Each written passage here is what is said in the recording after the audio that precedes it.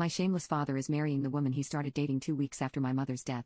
Now, he's bawling because I am going on a trip instead. My father is going to marry his girlfriend next week, a day before my cousin's birthday. My mother died 4 years ago and almost 2 weeks later my father was dating with that woman. I was grieving and I had to tolerate a total stranger in the house. My father told me that he met that woman at work. The doubt that she has always been my father's mistress is always in my head, but I don't know. I don't like her anyways. My cousin organized a trip to the beach, which will last a week. It was given to her by my aunt and uncle because she won a scholarship overseas in a college. My aunt and uncle won't go to the wedding. Some of my other cousins won't go to the wedding to go to the trip too. My cousin arranged the trip entirely on purpose to ruin my father's wedding since my mother was her godmother. My father was mad at her, but my cousin told him that she's not going to cancel her trip for a second wedding, or in her literal words by text, "I'm much more interested in seeing the grass grow than in your wedding." He even cried, telling me that everyone is punishing him for finding love. I asked him if my mother wasn't the love of his life then, and he kept crying, saying that I don't understand because I'm too young. He says that every time I try to talk about something serious with him, even when I want to talk about politics or important things, it's his way of shutting me up.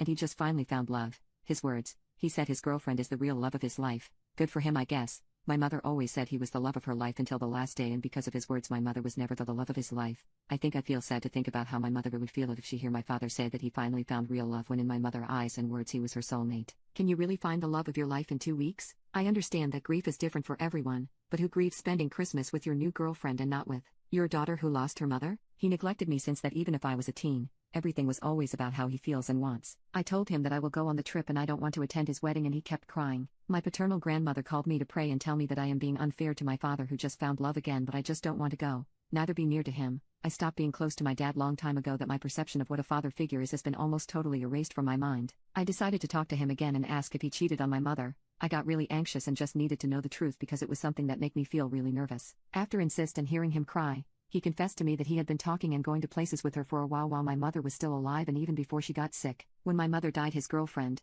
at that time friend, approached him to comfort him. My father told me that it was the first time they had physical contact, but he always felt guilty about his friendship with that woman. I'm not very familiar with the subject, but I think it's what people calls emotional cheating. I only know that he kept it a secret because he knew he was doing something bad. I asked him if he and my mother were having marital problems, and he said no, not at all. According to my father, his friendship with his girlfriend was something he planned to keep as a secret forever when my mother was alive and healthy. Father told me that he thought he loved my mother until he kissed his girlfriend and decided that we only live once, so that's why he took her home just 2 weeks later after my mom died and did everything he wanted with her. My father's logic was that his job gave him a week of mourning, so according to him, 2 weeks was enough mourning for me. I told him that while he fulfilled his fantasies I was alone in our home. I asked him that if he thought about cutting off contact with his girlfriend if my mother found out, and he said something like, "No, I wouldn't cut contact with his girlfriend's name. It was just an innocent secret and your mother never found out." I told him my mother would cut off his balls if she heard him say that, and he started crying again. But anyway, all of this doesn't change anything. The result is still the same. A father who neglected his daughter. I said a lot of things to him.